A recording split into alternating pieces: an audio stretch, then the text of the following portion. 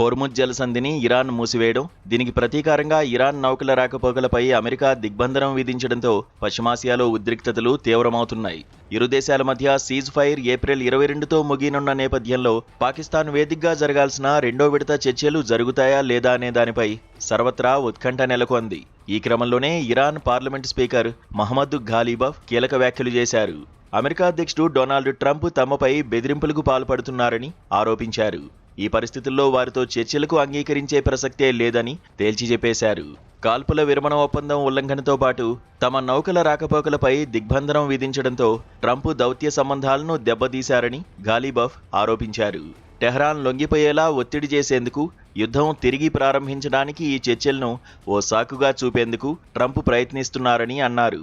అయితే బెదిరింపుల మధ్య జరిగే చర్చలను ఇరాన్ ఎప్పటికీ అంగీకరించదని స్పష్టం చేశారు.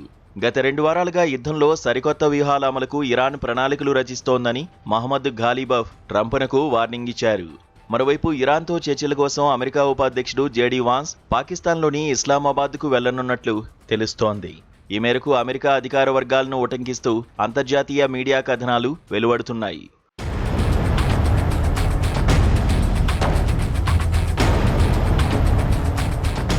ఇక ఇరాన్ చర్చల్లో పాల్గొనడంపై భిన్నమైన వాదనలు వినిపిస్తున్నాయి. అమెరికా దిగ్బంధనం ఎత్తివేసే వరకు చర్చల్లో పాల్గొనేది లేదని ఇరాన్కు చెందిన ఓ వర్గం పేర్కొన్నట్లు సమాచారం.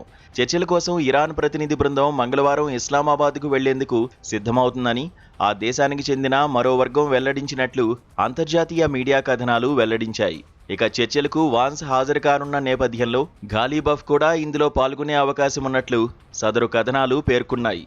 మరోవైపు ఇరాన్ నాయకత్వంతో నేరుగా సంప్రదింపులు జరిపేందుకు తాను సిద్ధంగా ఉన్నానని ట్రంప్ సూచనప్రాయంగా పేర్కొన్నారు.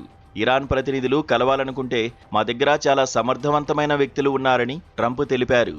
ఒకవేళ నేరుగా నన్నే కలవాలనుకున్నా నాకు ఎలాంటి అభ్యంతరం లేదని ట్రంప్ స్పష్టం చేశారు.